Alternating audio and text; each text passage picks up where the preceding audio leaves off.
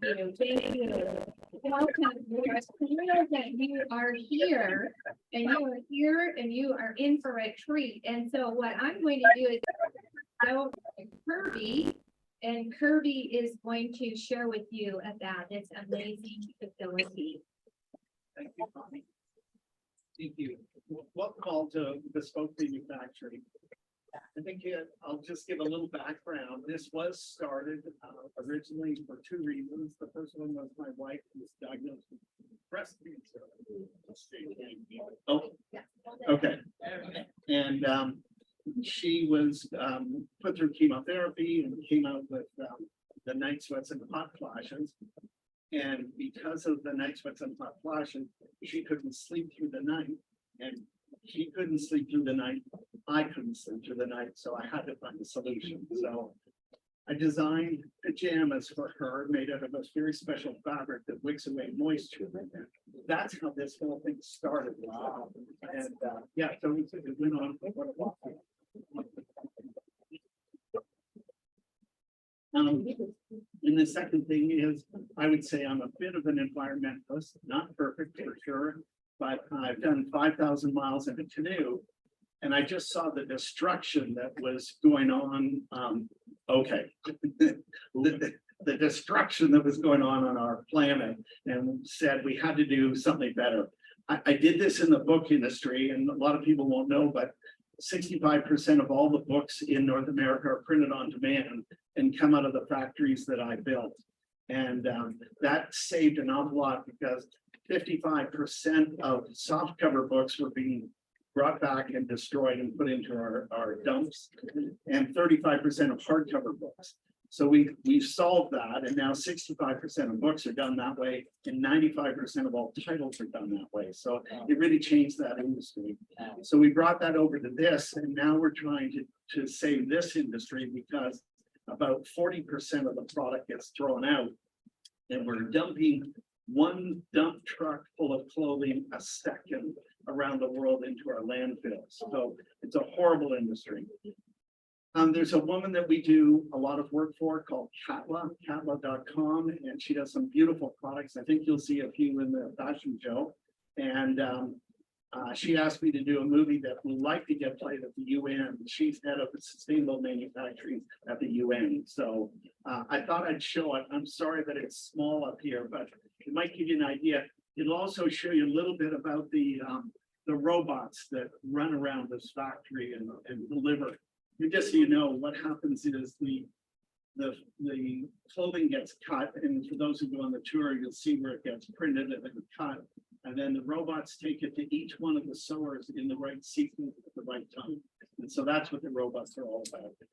And the robots, just so you know, are not really replacing people. They're doing something that people just can't do. 7 times a second, they're asking the cloud, where does this go? How does it go? How do I get it to the best person at the right point? So it's not a replacement, it's in addition to. So let me just show this one quickly. And there's just music, so you're not going to miss anything.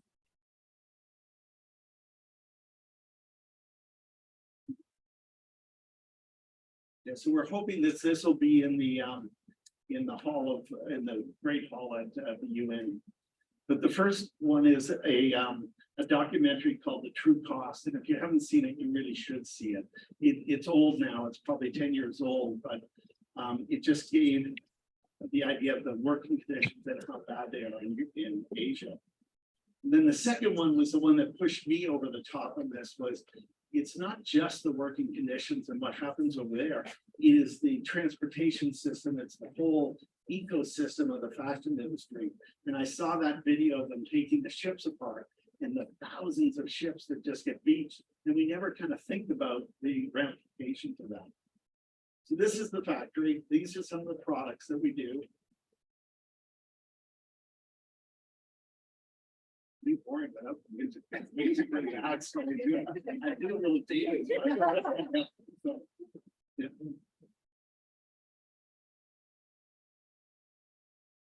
So we have recently signed a deal. We expect to be the largest producer of bridesmaids dresses. That'll come out in a few weeks.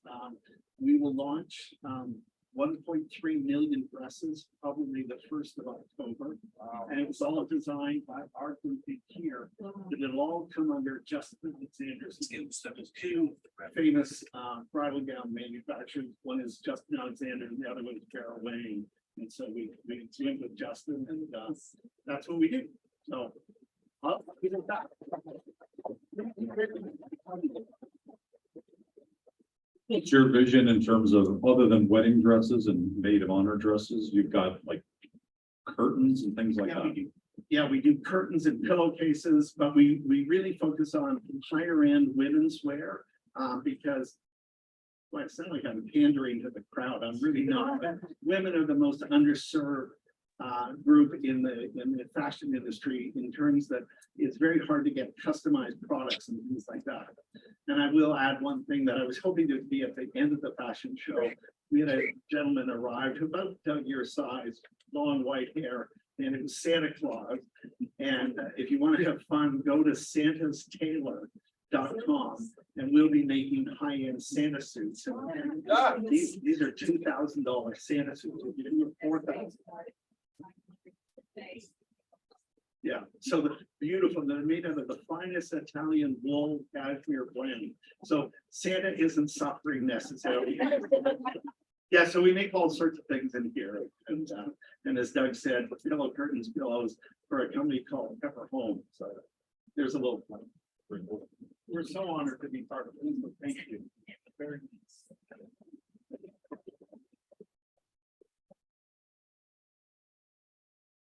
So what better place to honor global women, and also our one gentleman here. So thank you for being here. And I'm going to introduce each one of these panelists and then turn it over to Diana White, who's going to be the moderator today. So right here we have Lexi. With over 20 years in aviation, government affairs, marketing, and tourism, Lexi Van Haren drives air service development at Phoenix Sky Harbor International Airport, which boasts a record of 142 nonstop destinations, including 23 international markets, significantly influence Arizona's economy in the billions. And next here we have Rangina Hamidi. She was born in Kandahar and later immigrated to the U.S., returned to Afghanistan in 2003 to spearhead development projects, notably funding an all-women's social enterprise with global reach. She served as Afghanistan's education minister until August of 2021.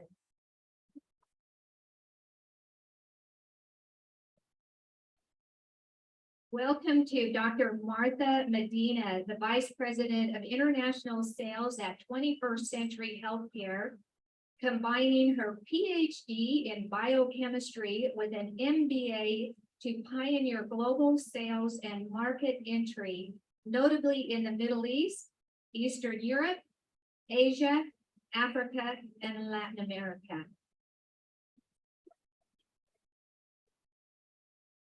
And Tracy Lantham, she's founder and CEO of Lantham Industries, leveraged her 25 years of industry experience to establish a cutting-edge electronics contract manufacturer in Phoenix in 2016, servicing sectors from aerospace to security. And she was honored as Arizona's Small Business Person of the Year in 2022.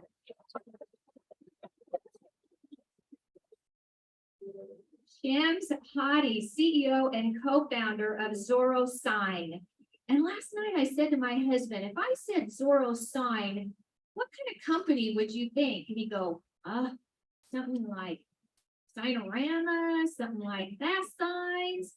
And then I asked a friend of mine, what would you think? And he'd go, I think billboards. Well, listen to this. Provides paperless sustainability and leverages blockchain technology for enhanced digital transaction trust. With its robust multi-blockchain platform, Soros Signs safeguards global digital documents and transactions, ensuring the utmost privacy, security, and authenticity. An international scholar from Hong Kong to Boston, Shamish continually learns, partaking in the YPO at Harvard's President's Program. So welcome. With home base is in Dubai. And our moderator today, with 3 decades of mastery, sales, retail, consumer psychology, and marketing, Diana White founded DEW Business Solutions in 2014, cementing her commitment to elevating small businesses. As the executive director of Moonshot at Mayset, it's an incubator and accelerator office and manufacturing space in Flagstaff. She channels her expertise to empower budding entrepreneurs. And Diana was recognized in 2022 as a woman in global leadership. So welcome, Diana.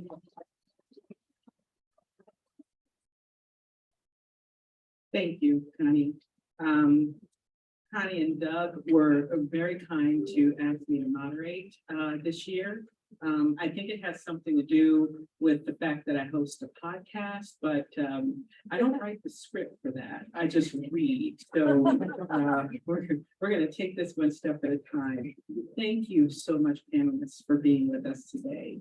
I read through the bios and once again went back and said, are you sure you want me to moderate this amazing panel?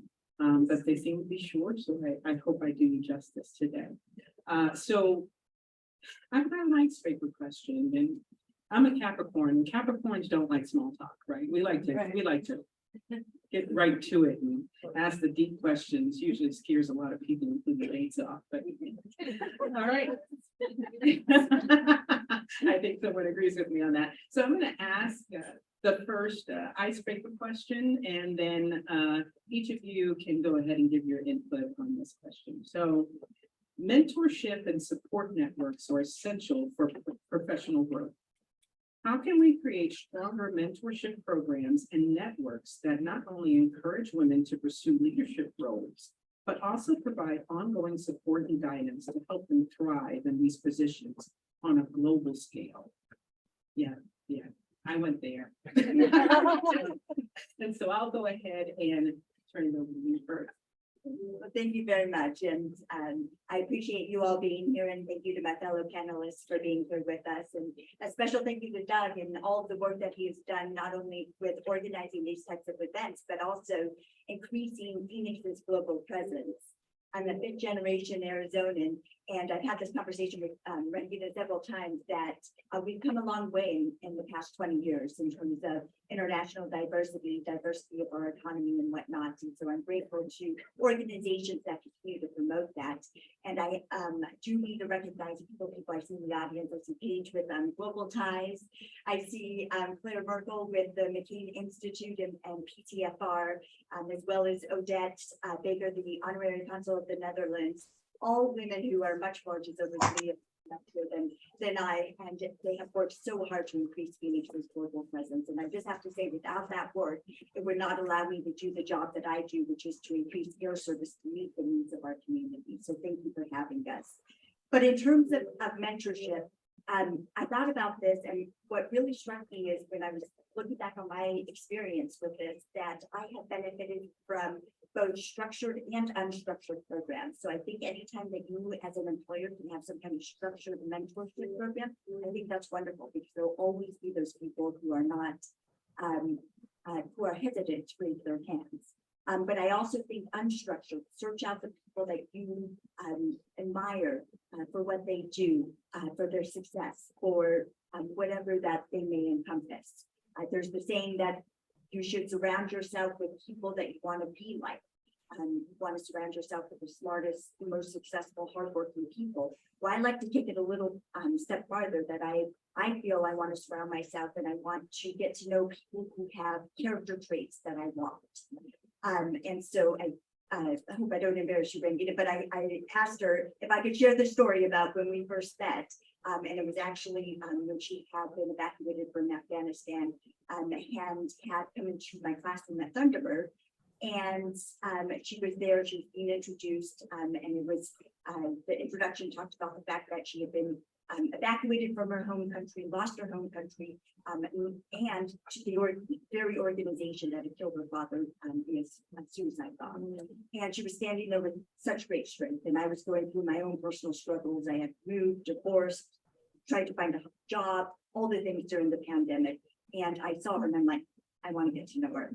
And so I think that that's, for me, my most important message is seek out those character traits because I've learned so much from them.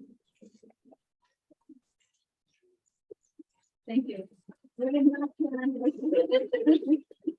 It's an honor to be here. Thank you. For me, mentorship is kind of I would say privilege, because when I was a young adult and I decided to go to my birth country of Afghanistan that I did not know as a child, because we've been refugee children growing up in America, when my parents were forced out of the country in the early 1980s because USSR had invaded Afghanistan at that time. So I often say that Afghanistan at that time was the Ukraine of today, unfortunately. And so when I stepped my foot into young adulthood, starting my career, I went back to my birth country for the first time as a young adult, wanting to help empower women. And going to a country that had just, or was just beginning to recover from Taliban 1.0 from the late 90s, when the Taliban were in control, there was no one on the ground that I could consider as my mentor to train me, to teach me, to guide me as to what to do. And so being forced by the nature of the environment that I chose to work in, kind of pushed me to learn things and do things as we went along in an environment that really looked at me as a woman and all the women that I was working with as kind of like outcasts. The constant question in a lot of the community, particularly the men's mind, was, oh, well, she's not important enough. She's a woman, she's a young woman doing things for women. And in fact, the social enterprise that I started early in 2000s, where women were just merely embroidering, became an enterprise that in our peak year, we created a revenue of $350,000 US from needles and threads of women in a place that is known as Kandahar, and Kandahar has unfortunately become popular again because now the Taliban leadership is sitting there again. But to fast forward the almost 20 years of adult working life that I committed to my country in Afghanistan, when I had the privilege of becoming the first female Minister of Education in 30 years, I then had to learn how to mentor other young women and or be a mentor for other women who wanted to be in that position, because I had the privilege of being put in that position by a man president who saw value in the work that I did. And quite honestly, Lexi, it's the principles and the values that we hold as individuals that gave me the position of minister. To this day, many people still can't believe how someone who had no political backing, was not part of a political party, had no interest in joining politics, yet be appointed. And it was precisely the words of former presidents that said, this ministry has become too politicized for the future generation. And someone with technical expertise and passion to improve and provide education to the future generation has to be someone with your background. So I think it's important for us to realize that sometimes we might not have the privilege of getting the mentorship and the guidance when we're growing up, but remember that when you are in the position, give it to others because they deserve it and they need it. And I wish I had it when I was young.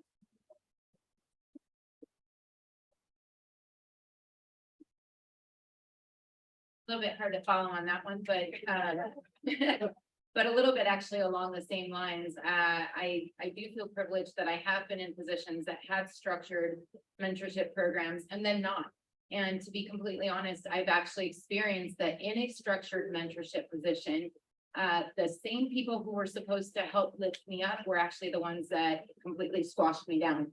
And I ended up leaving that said position. It actually worked out in my favor, I believe, through conversation about not wanting that to happen to somebody else with higher ups in that company. I ended up finding some incredible mentors that really, although I was not in that industry anymore, really stepped up and had conversations with me that helped to guide me in my very gray future. And I say gray because I had no idea what was coming next. I left that position with nothing else behind me, nothing in front of me, taking a leap and thinking, I hope to God I can find something else just as good, if not better.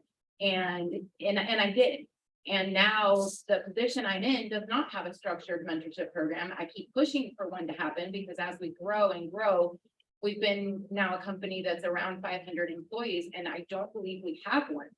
But because we're not putting one in, doesn't mean that I can't step up and seek out those young women, maybe even young men that are just stepping into this company and say, you know, I've had an experience, whatever it might be, positive, negative, or whatnot, where I can now try to impart some of my knowledge and some of my experiences in this world and try to make it a little bit better for them. And that's on the business side. But now for me personally, I'm not a young mom. I have young kids. Not a young mom anymore, but I have young kids, put it that way. I have a 7 and an 8-year-old boys. And one thing that I do try to do is to make sure that they understand that women are just as strong, just as smart as they are, that they try to always empower any girls around them. And with the same token, in any position that I find myself in, I've thrown myself into their PTO programs. I do Taekwondo with them. I'm actually testing for black belt tonight with them. And that's another place where men just rule. In my biochemistry world, in my sales career, men are just at the top, but it doesn't mean that we can't be there with them. So anytime I see a young girl who is struggling, I lean over and I try to just lift her up, no matter what age, because that is where they're going to hopefully remember in their future that yes, they can do it. I have a mantra now, after being in Taekwondo and kickboxing for over 20 years. I am a ninja, I am strong, and I got this. And I try to put that in front of every kid, boy, girl, whoever. I'm a ninja, I got this, I can do it. And I have them repeat it. And some of these kids and young women that are struggling, that's what I want them to always remember. You can do this. Doesn't matter what's in front of you. You absolutely can do it.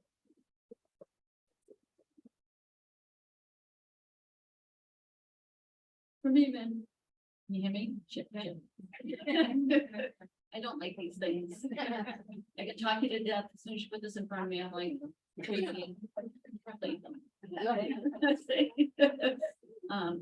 I struggled finding them in nutrition.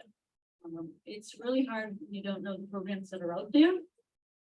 And I think we need to make people more aware of those opportunities that are there. I did go to a program, and it was mainly men. And I was talking about wanting to do this manufacturing, and I was all excited and everything. And I got, oh, honey, you don't want to be a manufacturer. Why don't you go home and make some cookies? Made me very angry. And that's probably why I'm here today. But it was hard because I needed someone to encourage me and help guide me. And instead, and they probably didn't realize it, but they were crushing my dreams. Right. And how do you find people? And, you know, I watch all these women in business and I'm like, oh, wow, you know, but then I'm afraid to approach them. You know, someone told me one time, you got to get in touch with this person. They're amazing. You know, they're going to help you out. And I'm like, what do I do? Hi, you want to be my friend? Like, how do you approach those things? So I think that making people more aware of what's out there. I think we need some more programs that have women that understand a little bit more what we're going through. And as us as leaders, as everyone has said here, we need to take the time and make sure we're taking everybody with us and help out, because that's what it's all about. It's helping each other get to the next step and being supportive. And then the fears go away, right?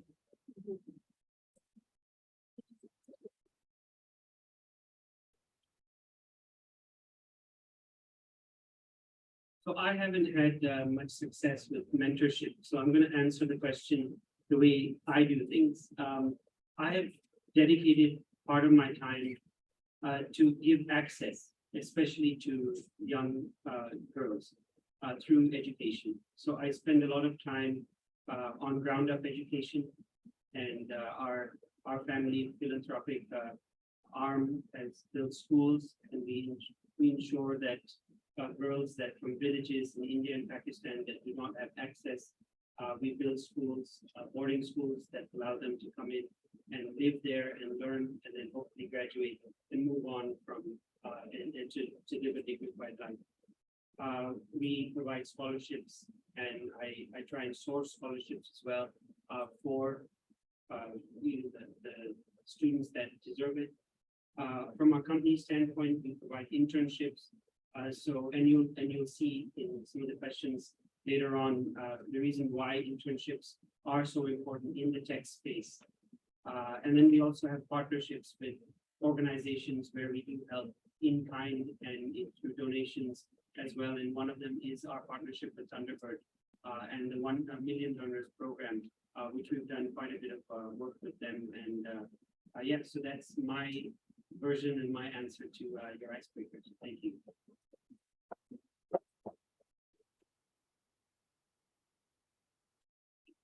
Hamidi/panel.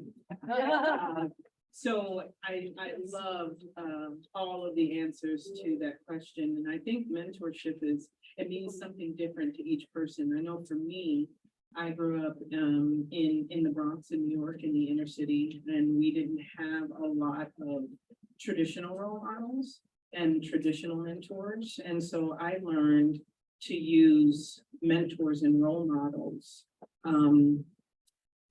in various ways. And one of the biggest ways I learned how to use a role model is you don't always have to look at the positive role models. You look at the maybe not so positive or perhaps imperfect role models to show you what not to do when you are in those situations. And that really had an impact on me in terms of leadership, and it drove me towards servant leadership, which is something I wholeheartedly believe in. And I appreciate the challenges that you can find with just finding a mentor and figuring out what does that relationship look like. That whole you want to be my friend, or the dreaded you want to be my mentor, like that doesn't work. You really have to have an organic connection, an organic relationship. And I think one of the things that I found is curiosity about someone's accomplishments always brings out a great conversation. Just saying, how did you do what you did? How did you get there? What fears did you face? Well, that gets people to talking because we love to talk about ourselves, and something comes from that. So I truly appreciate you guys sharing that with me. And I feel like while many of your thoughts were different, they all boil down to you really got to watch out who you keep around you. And then you have to think about how you get that. And I love that. So thank you. All right, that was just the icebreaker, everyone. Now we've got the actual questions coming up. I don't know what I'm doing with myself yet. Okay, so first question for the panel. What does great global leadership look like to you? What does great global leadership look like to you? I mean, we've got the best example of this global chamber coming together every time we have an event and supporting, but I'm sure we've got more to share. Thank you. So in thinking about this question, it was actually very difficult for me because for me, I feel like there's not one clear-cut example of great global leadership. It's not, okay, it should be this. It should be somebody who is fearful or not fearful in the face of it starts at the end and do this, and this. I believe that Great global leadership is what you make of it, and tailoring it towards yourself. So, for example, I think that for me, leadership is all about leading with integrity. If you do the right thing and think and ask yourself, is this the right thing? Then everything else will follow. And so that'll lead you to treating others with respect, accepting business interactions that will help you do the right thing. If you think to yourself, okay, is creating a pathway for education or for business opportunities the right thing to do, like Rangina did? Is that the right thing to do? I feel like that'll help reach your compass. At the same time, we're all different. And so I really liked what the former Prime Minister of New Zealand had to say when she talked about, she was often criticized for not being more assertive. And I think there's a place for being assertive. And I think that we've had this discussion before, and it's always a good discussion to have again. That's when a female is assertive, she's seen as something else than the male is. And I think that's a really important discussion. But there's also some of us who it doesn't come naturally to us, and that's not how we lead. And so the former Prime Minister talked about how she's criticized for that, but she's like, I wholeheartedly challenge that I can be compassionate and strong at the same time. So I think figuring out in your work what is important to you, what you feel most comfortable with, and then leading with integrity, that will create your own version of global leadership. See, I think you and I think alike. Maybe we're long lost sisters or sisters in soul. I couldn't agree more with Lexi about the importance of integrity in global leadership. But I want to take a step back and from a political perspective, because my experience in terms of, although the private enterprise is still a leading enterprise in Afghanistan, and believe it or not, the enterprise that I started with the women in 2003 is still operating today, in spite of the Taliban making choice. So the one space they have not penetrated yet or haven't created a decree against is women in business. So at least there's that room that we can continue to work with. But from a political leadership perspective, unfortunately, what I'm seeing in the global community is that local leaders have taken a back seat, not practicing their integrity, not following honesty and the truth, and being brave enough to say what needs to be said. I think this whole push to be diplomatically correct about everything we talk about and about everything we see, it has created, and I'm sorry if I'm using this term, cowards out of us as leaders. I'm not saying that we need to be mean and obnoxious, and believe me, historically we've witnessed what obnoxious and weird leaders can do too. That's not what I'm asking. But what I'm asking is that there is such a thing as facts. There is such thing, especially in the technological world today, of data, backing your position and your opinion by data, which exists globally, and then standing for what you believe, even if the majority of the world is against you. I think that's the lack of courage of global leaders in that capacity is something that really troubles me. And from my own experience, and I'm not trying to say that I was a great leader, but the position that I held felt like standing against a fire, the hydrant, you know, the hose that pushes water at you, as a sole woman who was criticized daily for things that I didn't even do or that I didn't even intend to, because that's how the political space unfortunately is. We just love to criticize, and mass media and social media is now a wonderful tool to just elevate those loud voices, oftentimes untrue, dishonest, disinformed voices that just take over the space. But a true global or local leader, because to me, global is local, local is global. Doesn't matter how small you are or how small of an entity you're leading, you need to lead with courage, with integrity, with honesty, and just stick it out, because as hard as the journey might be, in the end, so far in my life, I've learned that truth, as much as it hurts, it does win in the end. So it's not very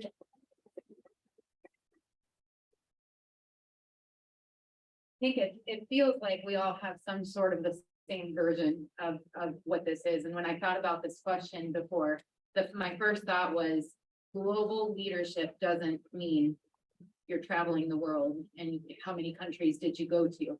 I'm an international salesperson and I literally have not left Arizona in the last 4 years. Which I'm ready for a break by now, but that's a different story, for different reasons.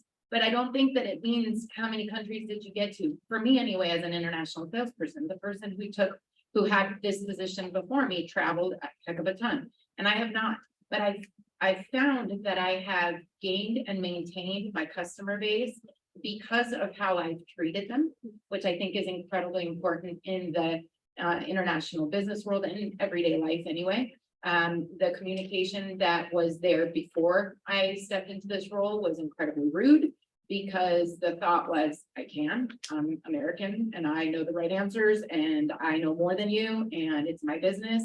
Therefore, I can talk to you the way I want. And I find that so off-putting. In fact, I landed in this position as kind of a fluke, I think. When I started with this company, I was actually director of quality assurance and quality control. And the person before me had left. We had Arab Health Trade Show coming up in Dubai. And the owner of the company looked at me and said, do you have a PhD in biochemistry? We need somebody to come and tell our international customers that it's okay. Quality is not going to die. The company's not going to die. International sales guy is gone, but it's not going to die. We're here. So I ended up going and it just fit right. So the next thing I knew, I was on the path to this position. And here I am 13 years later and never left. Where I was going with this is that as a woman walking into a Middle East male dominated world, short on top of it, I found myself having to wear very high heels to try and impose some sort of stature. In the first few years that I went to Dubai, very quickly found that, what does that matter, right? As long as I'm speaking my truth in terms of my business, but also how I deal with people, how I interact with them. I have found tremendous allies in that space that way, to the point where I have traveled to Bahrain by myself, to Doha by myself. Everybody at home going, oh my God, you're going by yourself as a woman. And I'm taken care of by my allies, by my friends, by my collaborators, because I have shown them respect, because I've shown them my type of global leadership. So my hope is that if we all can act in that way, and this is what I teach my children every day when they go to school, be kind, make good choices. I think we can all get to a place of great global leadership.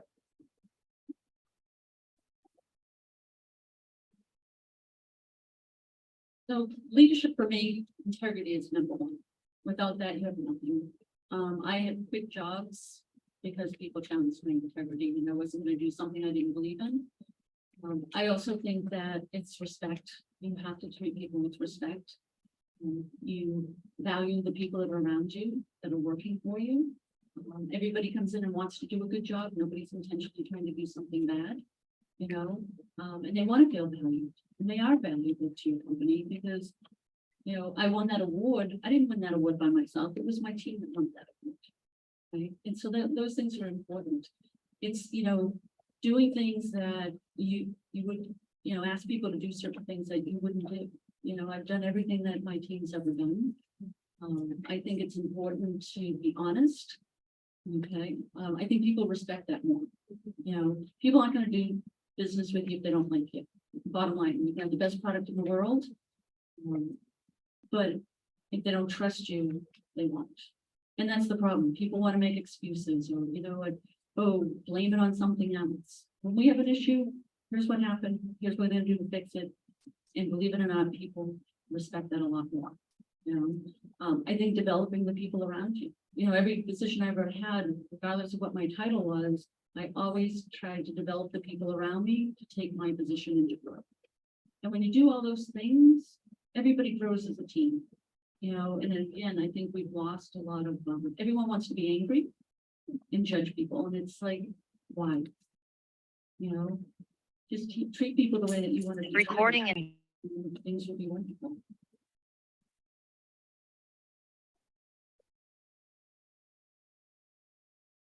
Thank you. I love lists, so I'm going to read off my list of what I think the great leadership looks like. And according to me, it fits into three buckets: key traits, attitudes, and skills. So key traits as a great leader, you should have resilience, integrity, ability to inspire, emotional intelligence, adaptability, and humility. Attitudes, you should have the attitude of empowerment, attitude of passion, attitude of bigger picture thinking, and the commitment to creativity and innovation. And from skills, you should have good communication, problem-solving skills, self-management skills, vision and strategy skills, team building and team management skills, delegation skills, networking skills, and cultural sensitivity skills. So in short, a global leadership or a great global leader is someone who is willing to be in constant state of self-development.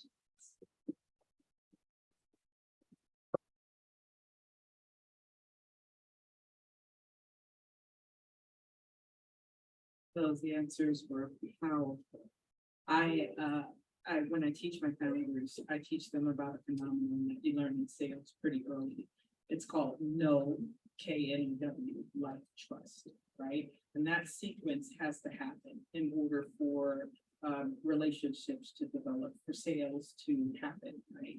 They have to figure out if they know you, if they like you, and then if they trust you, then there's a measure of transaction that can happen. It could be a sales transaction, it could be a friendship transaction, it could be the love of your life, right? But that sequence has to happen.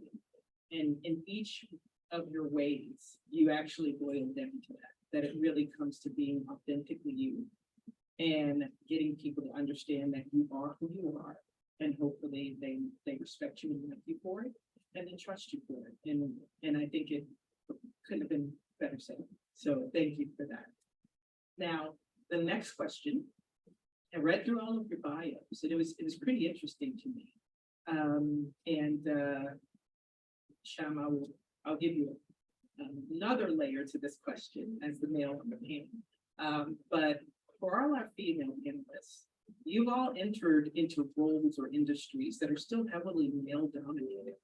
Can each of you share what motivated you to enter into these industries or roles, and how you were able to persevere in the face of all obstacles, including sexism, imposed stereotypes, and so very little representation?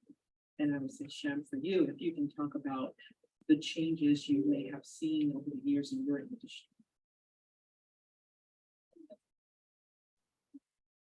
Thank you. Well, the first part of the question, which was why did I get into my industry, which is aviation.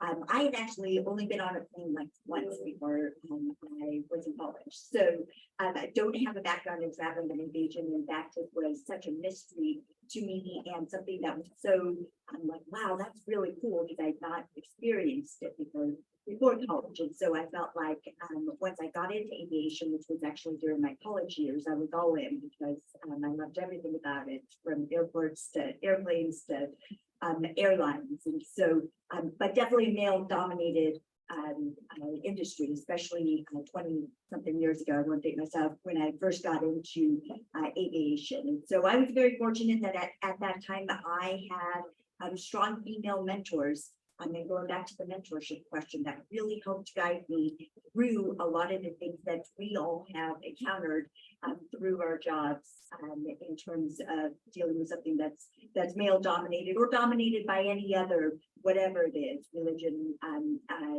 culture, experience, whatever it may be. But I think that's those mentors really helped me. And it wasn't just navigating situations with stereotypes that were perpetuated and existed because of it being a male-dominated society. Is actually navigating situations because of women as well. And I think that women have been the most beneficial in my career, but they've also at times provided the most roadblocks. And so that's something for us to think about as well. Are we lifting other women up? Are we creating roadblocks? Are we putting our emotional intelligence above all else? And so it really does go both ways.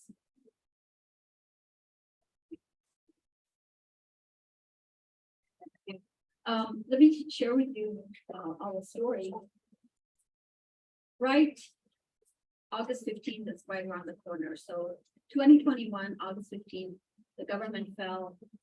Taliban took over. I'm in Afghanistan, and yes, I've been serving as Minister of Education, and so of course the fear, not just from me, but from the entire family who was there on the ground with me, but also all my immediate family living in Virginia. Everybody's scared to death to know what is going to happen next, and nobody knew what was going to happen next.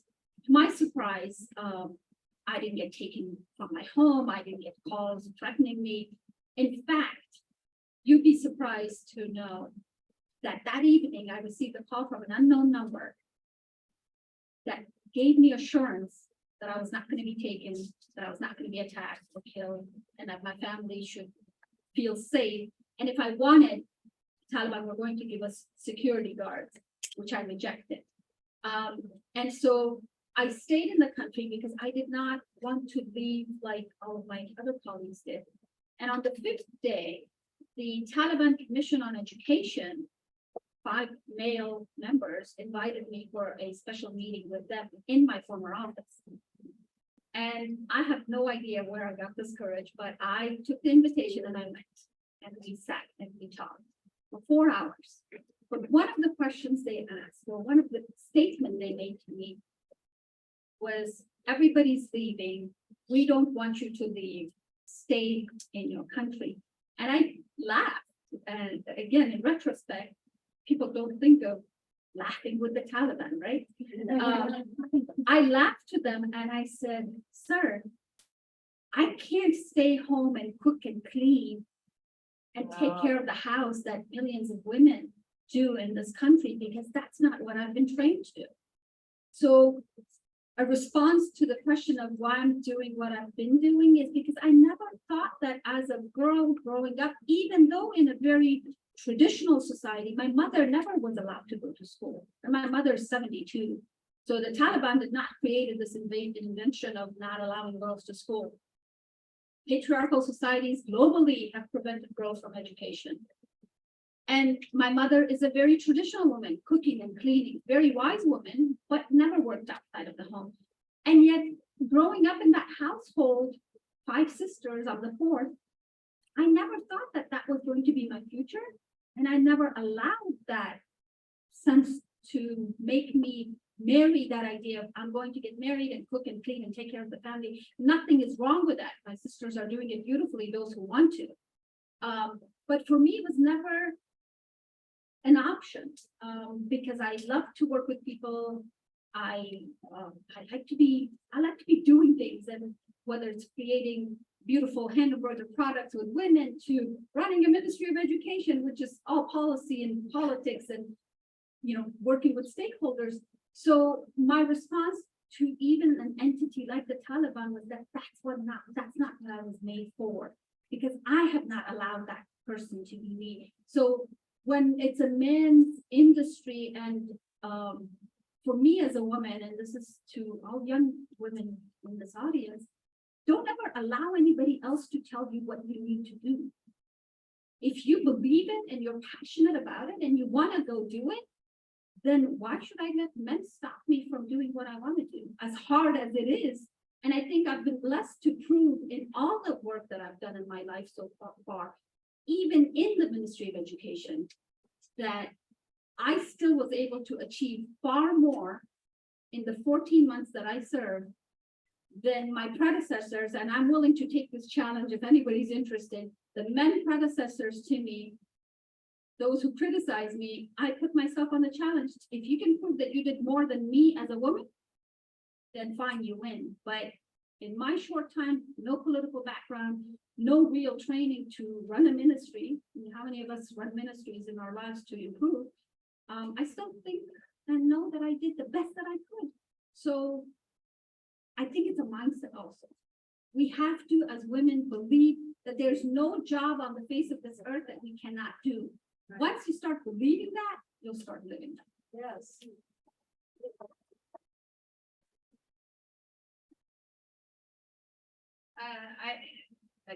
I follow. Really great answers. What was the question? No, for me, it's always been, why did I enter the biochemistry field where it's heavily male dominated too? Because I could, because I wanted to, because I was smart and could. Same in international sales, that one was it kind of fell on my lap. And actually, I do remember the conversation I had with the president of the company. I had never sold a thing in my life. And I never, ever, ever imagined that I would be a salesperson. Yes, I had been getting my MBA at that point, so obviously it was kind of going in that direction. But I had the experience that because I was a scientist, people who looked at my resume, as I mentioned, I had left my previous job without anything in front of me. I didn't have any possibilities in front and thought that I would land something fairly quickly, and I didn't.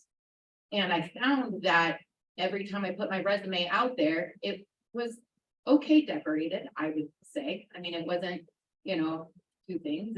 There were some significant things on there.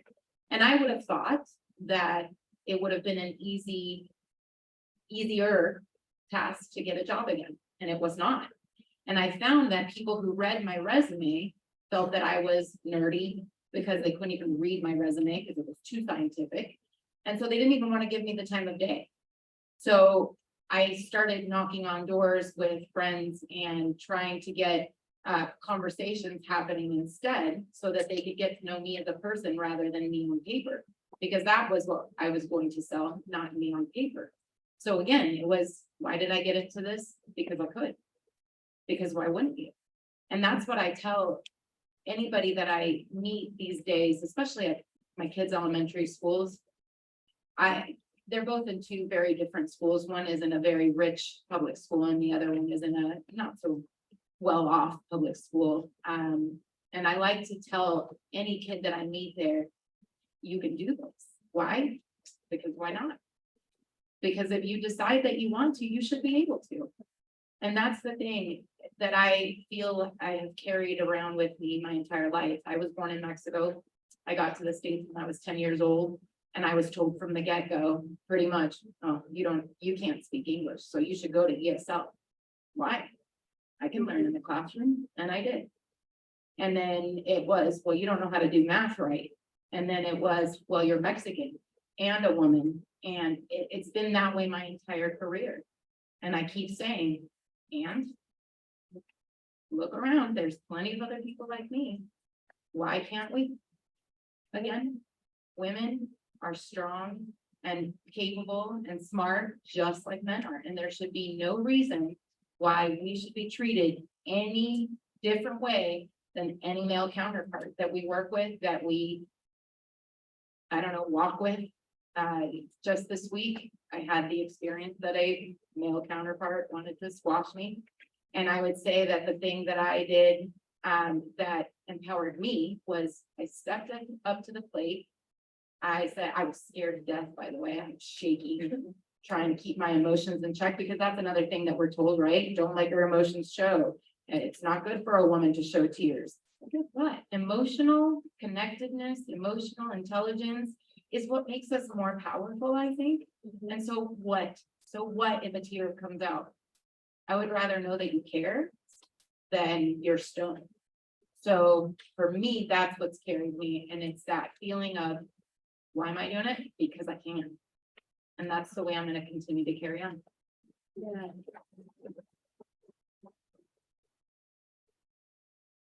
My company is electronics contract manufacturing, and what that is the green printed circuit boards you see and everything. We put the components on, we can design we can do full assemblies, just to give you an idea. So I was always in manufacturing and always wanted to have something of my own.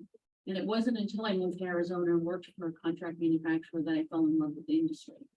What I didn't like is the companies I worked for did not treat the people well.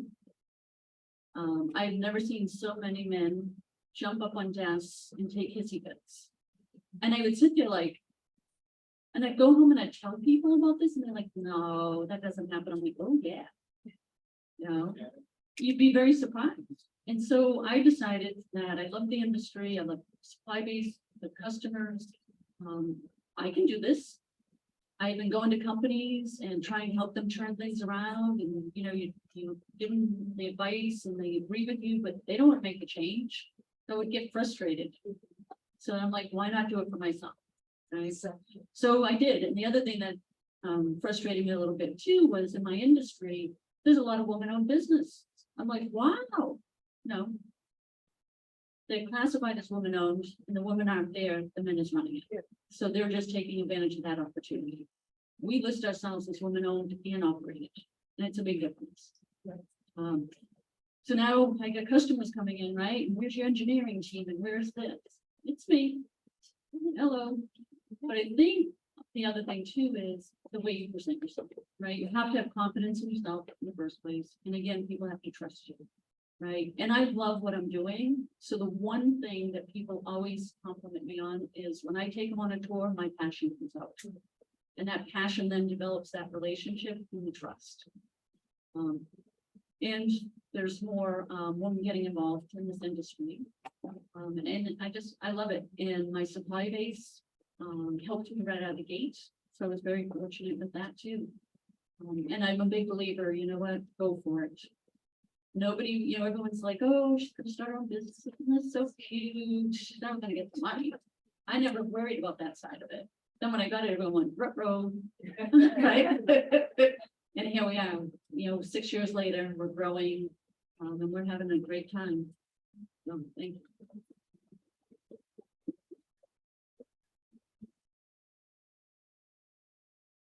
Hopefully my answer from the icebreaker will complete our full circle here with the answers to this question. And now my techie data side will come out. So all the data that I do share here is data as of the end of the year 2022. And in my own words, it's a disaster because women only make up 27.6% of the tech-related workforce in the United States. Last year, the growth rate was only 0.9%. In 2021, there was a decline of 2.1% of women in the workforce in the tech space. 50% of women leave their tech job before the age of 35 because of lack of job advancement, and only 28% of women have a chance of becoming a manager.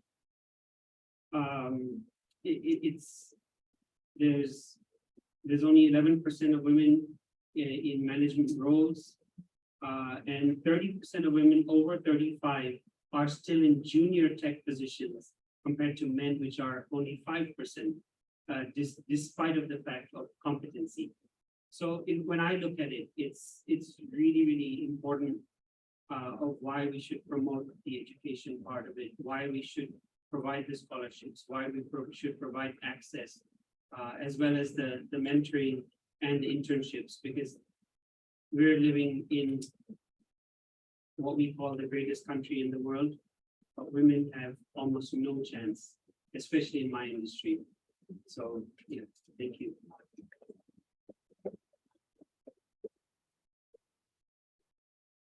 That was powerful. And I've got 2 more questions to go, but we're going to take a little detour. We're going to have our fashion show. And then we'll come back to the panel. If the panel is willing to stay with me, are you willing to stay with me? Do you definitely want to hear more of what they have to say? I know. Yes. All right, I'm going to hand it over to Doug. And thank you so much for sticking with us this far. This fashion show is going to be awesome. And then we'll be back to it. Thank you. How's it going so far? What do you think? This man, a soul man, and all the speakers have been great, and I finally now figure out why it's called a hissy fit and not a hurry fit. But that's another story. So there are 3 more pieces coming. We've got the fashion show, we've got a tour, and then we have a connecting piece. And before I introduce Nicole, where is Leda? Leda, okay, I have someone for you. So during the connecting piece, we have connections to make. Not really a big fan of networking word, but connecting. So we have lots of connecting coming. And now you're going to be connected to Nicole Hugaboom, and you've got a show to put on. There you go.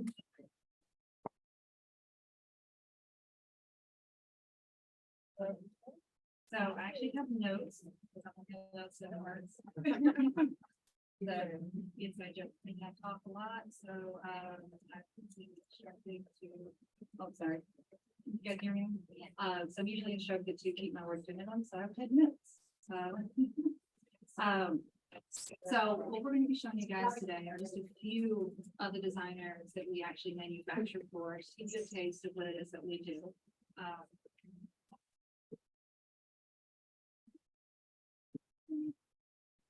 You guys hear me? Yeah. Okay. Okay, so, like I said, what I'm gonna show you guys are just a few of the pieces that we manufacture for.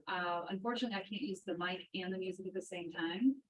So I'll give you the rundown of the pieces, so you'll see the full collection, that I have in store for you guys to go through. Originally, when I first started, with Kirby, it was a little over 7 years ago. And his concept for manufacturing was just unbelievable. I fell in love with the idea. It was something I was already doing myself as a designer. So it was nice to connect with people already in the industry that kind of the same idea that I had, where clothing was just being mass produced and doesn't fit really anybody. So it's extremely hard to find your own pieces.